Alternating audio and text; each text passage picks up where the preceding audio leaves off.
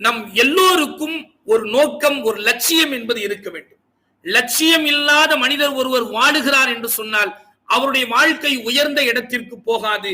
யாரெல்லாம் கல்வியிலும் சரி, பொருளாதாரத்திலும் சரி, வாழ்க்கையிலும் சரி அவர்கள் முன்னேறி இருக்கிறார்களோ அவர்களை அணுகி நீங்கள் கேட்டு பாருங்கள். ஒரு லட்சியத்தை, ஒரு இலக்கை வைத்து அவர்கள் முயற்சி செய்திருப்பார்கள், அதனால் வெற்றி அடைந்திருப்பார்கள். இலக்கில்லாத மனிதர் யாராலும் வெற்றி அடைய முடியாது. ஒரு இலக்கு என்பது இருக்க வேண்டும். இன்றைய தினத்தில் இதை நான் சாதிக்க வேண்டும், அல்லது ஒரு மாதத்திலே இதை நான் சாதிக்க வேண்டும் என்ற லட்சியமும் இலக்கும் இருந்தால் தான் வெற்றி அடைய முடியும். இல்லை என்று சொன்னால் வாழ்க்கையிலே வெற்றி பெறுவது என்பது மிகவும் சிரமமான ஒரு காரியமாக அமைந்துவிடும்.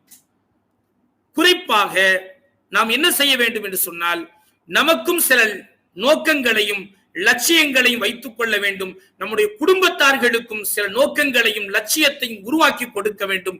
அப்பொழுதுதான் அவர்கள்